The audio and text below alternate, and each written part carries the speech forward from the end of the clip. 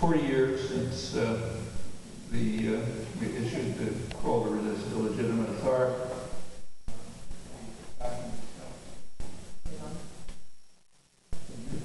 Not now. Hello?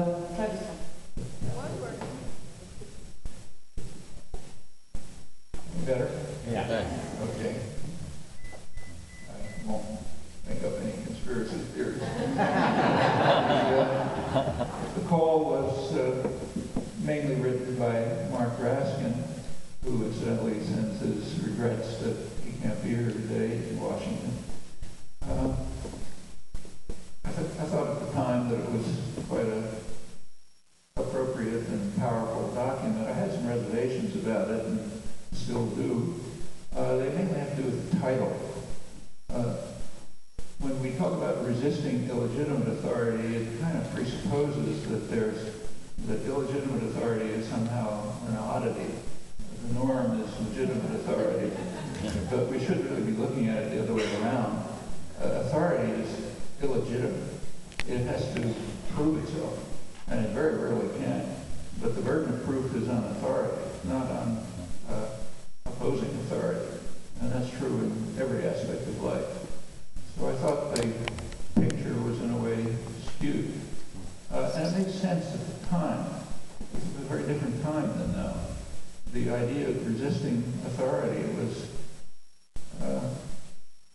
pretty much the margin. And when it was there, it wasn't in the sense of challenging institutions. It was mostly kind of a cultural challenge. You want to do things differently, be a hippie or something like that. But the idea of actually challenging existing institutions and their behavior was pretty remote from consciousness. Nowadays, things look pretty ugly in many ways, but it's well to remember that it looked a lot worse then.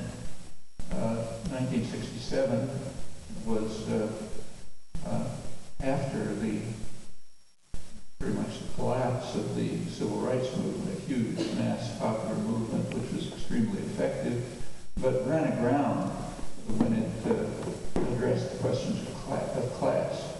As long as it was focused on racist sheriffs in Alabama, you could get a lot of mainstream support. But when it began to hit privilege and power, it quickly ran aground. You recall, I'm sure, that Martin Luther King was assassinated when he was planning to lead a people's movement. That was not acceptable. So the civil rights movement was had pretty well disappeared.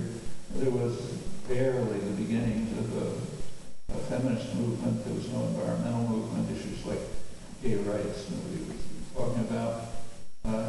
There was today, as Laura said, there's concern about things like extending wiretapping, but at the time, repression was far more severe. There's nothing now like COINTELPRO, for example.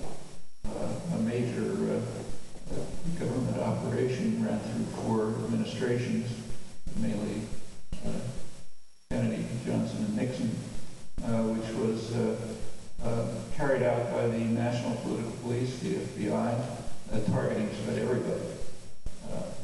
Puerto Rican nationalists, Workers' Party, the incipient women's movement, all the black movements, the entire New Left, and it was pretty severe.